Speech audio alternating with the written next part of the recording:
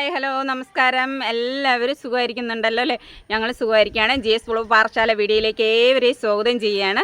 അപ്പോൾ ഇപ്പോൾ ഞാൻ വന്നിരിക്കുന്നത് നമ്മുടെ പ്രബിൻ മോന് ഒക്കെയാണ്. ബർത്ത്ഡേ ഒക്കെ ആഘോഷിച്ചു നല്ല രീതിയിലെന്ന് പറഞ്ഞാൽ ഓക്കെ, നല്ല രീതിയിൽ, ഞങ്ങളുടെ രീതിയിൽ നല്ല രീതിയിലാണ്. ഇപ്പോൾ ആരുമില്ലാത്തവർക്ക് ദൈവം തുണ എന്ന് പറഞ്ഞതുപോലെ ദൈവവും ഞങ്ങളും എല്ലാം ഉണ്ടായിരുന്നു. പിന്നെ അവനെ സ്നേഹിക്കുന്ന കുറച്ച് വ്ളോഗേഴ്സ് വരെ ഉണ്ടായിരുന്നു. വീഡിയോസ് ചെയ്യുമ്പോൾ നമ്മുടെ സപ്പോർട്ട് ചെയ്യുന്ന കുറച്ച് ഫ്രണ്ട്സ് ഉണ്ടായിരുന്നു, എല്ലാവരും ഉണ്ടായിരുന്നു. പക്ഷേ നമ്മുടെ വീട്ടിലല്ല കേട്ടോ, അവരൊക്കെ അവരുടേതായിട്ടുള്ള സ്ഥലങ്ങളിൽ ഇരുന്ന് വിഷ് ചെയ്തതാണ്. അപ്പോൾ അവരെല്ലാവരും സപ്പോർട്ട് ചെയ്തു, അതിലൊക്കെ സന്തോഷമാണ്. പിന്നെ നമുക്ക് വേണ്ടപ്പെട്ട ആരുമില്ലായിരുന്നു, അത് നമ്മുടേതായിട്ടുള്ള ആൾക്കാരില്ലേ, നമ്മുടെ അടുത്ത് നിൽക്കണമെന്ന് നമുക്ക് ഒരുപാട് ആഗ്രഹമായിട്ടുള്ള ആൾക്കാരും ഇല്ലായിരുന്നു. എന്നാലും സന്തോഷം തന്നെയാണ്. ആരും ഇല്ലെങ്കിലും ഞാൻ പറഞ്ഞില്ലേ നേരത്തെ ദൈവം തുണ എന്ന് പറഞ്ഞതുപോലെ ദൈവവും ഞങ്ങളും ഉണ്ടായിരുന്നു എന്നുള്ളതാണ് സത്യം. അപ്പോൾ അതിനേക്കാളും വലുതായിട്ട് ആരും വേണ്ട എന്നുള്ളത് തന്നെയാണ് എൻ്റെയും തീരുമാനം. ഓക്കെ, നമ്മുടെ പ്രബിനെ കൊണ്ട് ഹോസ്പിറ്റലിലേക്ക് പോവാണ്. അപ്പോൾ ഡോക്ടർ ഇന്നലെ വിളിച്ചിട്ടുണ്ടായിരുന്നു. എന്തിനാണെന്നറിയില്ല, കഴിഞ്ഞതിൻ്റെ മുമ്പിലത്തെ ആഴ്ച ഇതേപോലെ ഒരു വിളി വന്നിട്ട് നെഞ്ചിലൊരു ഭാരം തൂക്കിയിട്ടതാണ് ഡോക്ടർ. അപ്പോൾ ഇന്ന് എന്ത് ഭാരം തൂക്കിയിടാനാണ് വിളിക്കുന്നതെന്ന് അറിയില്ല. എന്തായാലും നമുക്ക് ചെന്ന് നോക്കാം. ഒരു 10 മിനിറ്റ് ടൈമുണ്ട്. അതിൻ്റെ ഇടയിൽ കൂടി പെട്ടെന്നൊരു വീഡിയോ എടുത്ത് പോകാമെന്ന് വിചാരിച്ചു. അപ്പോൾ ഇന്ന് ഞാൻ പറയാൻ വന്നിരിക്കുന്നതെന്ന് പറഞ്ഞു കഴിഞ്ഞാൽ, ഇന്നലെ ഞാൻ രേണുസുതിയെ സപ്പോർട്ട് ചെയ്ത ഒരു വീഡിയോ ഇട്ടിരുന്നു. സപ്പോർട്ട് ചെയ്തിട്ടിരുന്നു എന്ന് പറഞ്ഞു കഴിഞ്ഞാൽ രേണുസുതിയുടെ കാര്യങ്ങളാണ്. കാരണം ബില്ലിനെ അടിസ്ഥാനമാക്കിയാണല്ലോ ഇപ്പോൾ സോഷ്യൽ മീഡിയയിൽ കടന്നും ഭയങ്കരമായിട്ട് വരവുന്നത്. അപ്പോൾ ആ ഒരു സംഭവത്തെക്കുറിച്ചാണ് ഞാൻ പറഞ്ഞത്. അത് 100% സത്യസന്ധമായിട്ട് കാര്യമായതുകൊണ്ട് മാത്രമാണ് പറഞ്ഞത്.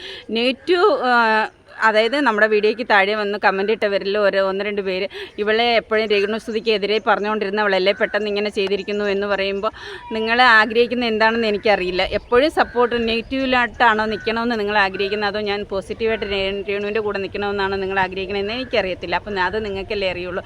അപ്പോൾ എന്തായാലും അത് നിങ്ങൾ എന്തായാലും കമൻ്റ് ഇട്ട് വരെ പോസിറ്റീവായിട്ടാണോ നെഗറ്റീവായിട്ടാണോ ഞാൻ നിൽക്കേണ്ടതെന്ന് നിങ്ങൾ തന്നെ പറയുക. അപ്പോൾ അതിൻ്റെ അനുസരിച്ച് ഞാനും സപ്പോർട്ട് ചെയ്യുന്നതായിരിക്കും. അപ്പോൾ എനിക്ക് ന്യായമായിട്ട് തോന്നുന്നത് രേണുസുതിക്ക് സപ്പോർട്ട്, ഇന്നലത്തെ കാര്യം എന്ന് പറഞ്ഞാൽ സത്യം പറഞ്ഞാൽ എനിക്ക് ഇന്നലെ രേണുസുതിയെ സപ്പോർട്ട് ചെയ്യാനാണ് തോന്നിയത്. കാരണം ആ ബില്ലെല്ലാം കറക്റ്റായിരുന്നു. ഹോസ്പിറ്റലിൽ നമ്മുടെ തിരുവനന്തപുരം മെഡിക്കൽ കോളേജ് SAT അവിടെ നിന്നുള്ള ആ ഒരു ബില്ലായിരുന്നു, അത് കറക്റ്റായിരുന്നു, സത്യമായിരുന്നു. അപ്പോൾ ആ സത്യമായിട്ടുള്ള കാര്യങ്ങൾ നമ്മൾ സത്യമായിട്ട് വന്ന് പറയണമെന്നാണല്ലോ പറയുന്നത്. അതുകൊണ്ട് മാത്രമാണ് റിയാക്ഷൻ വീഡിയോസ് ചെയ്യണവരെല്ലാവരും നെഗറ്റീവ് തന്നെ പറയണമെന്ന് നിങ്ങൾ ആഗ്രഹിക്കുന്നുണ്ടെങ്കിൽ അത് എൻ്റെ തെറ്റല്ല, നിങ്ങളുടെ തെറ്റാണ്. പോസിറ്റീവായിട്ട് പറയുന്നതും എനിക്ക് ഇന്നലെ പോസിറ്റീവായിട്ട് പറയുന്നത്, നെഗറ്റീവായിട്ട് പറയുന്ന സമയത്ത് ഞാൻ നെഗറ്റീവായിട്ട് പറഞ്ഞിരുന്നു. പക്ഷേ പോസിറ്റീവായിട്ട് പറയേണ്ട സമയത്ത് പോസിറ്റീവായിട്ട് തന്നെ എനിക്ക് പറയണമെന്ന് തോന്നി. എൻ്റെ മനസ്സാക്ഷിക്ക് എന്താണോ തോന്നുന്നത് അതല്ലേ ഞാൻ പറയാവൂ. അപ്പോൾ അതാണ് ഞാൻ ഇന്നലെ പറഞ്ഞത്. പക്ഷേ ഇനിയും രേണുസുതി വന്ന, അതായത് ഇന്നലെ വരെ എന്നുള്ള ആ ഒരു ബില്ലിൻ്റെ ഒരു സോഷ്യൽ മീഡിയയിൽ നിൽക്കുന്ന ആ ഒരു സംഭവം, ബില്ല് അടിസ്ഥാനമായിട്ട് നിൽക്കുന്ന സംഭവത്തിൽ രേണുസുതിയുടെ സൈഡിലാണ് പൂർണ്ണ ന്യായമായിട്ടുള്ളതെന്ന് എനിക്ക് തോന്നി. അതുകൊണ്ട് മാത്രമാണ് എനിക്ക് തോന്നിയത്, മാത്രമല്ല അതാണ് സത്യം. അതുകൊണ്ട് മാത്രമാണ് ഞാൻ രേണുസുതിയുടെ സൈഡിൽ നിന്ന് സംസാരിച്ചത്. ഇനി രേണുസുതി വന്നിട്ട് അയ്യോ ഇതല്ല അതല്ല എന്ന് പറഞ്ഞിട്ട് വായിൽ തോന്നുന്ന കോതയ്ക്ക് പാട്ട് എന്നുള്ള രീതിയിൽ എന്തെങ്കിലും പറഞ്ഞാൽ ഞാൻ അതിനെ എടുത്ത് റിയേറ്റ് ചെയ്യും, ഉറപ്പായിട്ട് ചെയ്യും. അത് നെഗറ്റീവ് ആണെങ്കിൽ നെഗറ്റീവ് എന്നും പോസിറ്റീവ് ആണെങ്കിൽ പോസിറ്റീവ് എന്നുള്ള രീതിയിൽ തന്നെയാണ് ചെയ്യുന്നത്. അപ്പോൾ എന്തായാലും ഈ ഒരു കാര്യം കൂടെ നിങ്ങളോട് പറയണമെന്നുണ്ടായിരുന്നു. അപ്പോൾ അത് ഞാൻ പറഞ്ഞു. പിന്നെ ഒരു കാര്യം എന്ന് പറഞ്ഞത്, ഈ നമ്മൾ സായി കൃഷ്ണ, അതായത് രേണുസുതിയുടെ ഫസ്റ്റ് കീമോയിൽ വന്ന് ഒരു AC വാങ്ങിച്ച് ഫിറ്റ് ചെയ്ത് കൊടുത്ത സായി കൃഷ്ണയ്ക്ക് ബിഷപ്പിനെ കുറിച്ച് ഒരു കാര്യം പറയാനുണ്ട്. അപ്പോൾ ആ ഒരു വീഡിയോസ് ഞാൻ ഇവിടെ കൊടുക്കാം. നിങ്ങൾ ആ ബിഷപ്പൊക്കെ അയാളൊക്കെ ചാട്ടോണ്ടടിക്കണം. യേശു കുരിശുമ കടന്നുകൊണ്ടോ, അല്ലെങ്കിൽ തിരിച്ചു വന്ന ഒരാളെ 3 അടിച്ച് പൊളിച്ചിട്ടുണ്ടാവും. അയാൾക്ക് എന്ത് പരിപാടി കാണിക്കുന്നത്? അയാൾ ബിഷപ്പാണോ എന്ന് എനിക്ക് സംശയമുണ്ട്. വെറുതെ ഇതിനിടയിൽ കിടന്നിട്ട് മൂപ്പരൊക്കെ എന്തൊക്കെയോ പിച്ചു. അയാൾ മറ്റേത് മാതിരിയാ, അമ്പി അന്യൻ റമ്മോ. ക്യാമറ കണ്ടപ്പോഴത്തേക്കും എല്ലാ ഭാവം എടുത്ത് പുറത്തിട്ടുണ്ട്. ഒരു വട്ടം പറയും ഇല്ല എല്ലാവരെയും സഹായിക്കണം, ഇപ്പുറത്ത് പറയില്ല കിച്ചു നിന്നെ ഞാൻ കാണിച്ചു തരണം. അച്ഛനും ലൈക്ക് അമ്മയും മക്കളും തമ്മിലുള്ള പ്രശ്നം തീർക്കാണോ നോക്കണ്ടേ, അവരെ തമ്മിലടുപ്പിക്കുകയാണോ ചെയ്യുന്നത്? അപ്പോൾ നിങ്ങളിത് സായി കൃഷ്ണ പറഞ്ഞ കേട്ടല്ലോ. എന്താണ് ബിഷപ്പിനെ ചാട്ടവാറ് കൊണ്ട് അടിക്കണമെന്നാണ് സായി കൃഷ്ണ പറയണത്. കാരണം എന്നാന്ന് പറഞ്ഞു കഴിഞ്ഞാൽ തന്നെ തെറ്റിനെ തെറ്റായിട്ട് തന്നെ വിമർശിക്കുന്നുണ്ട്. നിങ്ങൾക്കെല്ലാം അറിയാം, നല്ല രീതിയിൽ സപ്പോർട്ട് ചെയ്ത് രേണുസുതിയുടെ വീട്ടിൽ ചെന്ന് AC വാങ്ങിച്ച് ഫിറ്റ് ചെയ്ത് കൊടുത്ത ആളാണ് ഈ സായി കൃഷ്ണ. പക്ഷേ സായി പറയുന്ന ഒരു കാര്യം എന്ന് പറയണത് ബിഷപ്പ് ചെയ്തത് തെറ്റായതുകൊണ്ട് മാത്രമാണ് ഞാൻ ഇതെടുത്ത് വെച്ചത്. ശരിയല്ലേ? ബിഷപ്പ് ഇപ്പോൾ എയറിൽ കയറി നിന്നിട്ട് ഇറങ്ങി വരാൻ ഇപ്പോൾ താഴോട്ട് ഇറങ്ങി പതുക്കെ താഴോട്ട് ഇറങ്ങിക്കൊണ്ടിരിക്കുകയാണ്. നല്ല രീതിയിൽ എയറിൽ കയറിയത് ബിഷപ്പും കാരണം തന്നെയാണ്. ഈ സോഷ്യൽ മീഡിയയിൽ, അതായത് ഒരു മാസത്തിനകത്ത് സോഷ്യൽ മീഡിയയിൽ ഇത്രയും പ്രശ്നം ഉണ്ടാക്കിയത് ബിഷപ്പാണ്.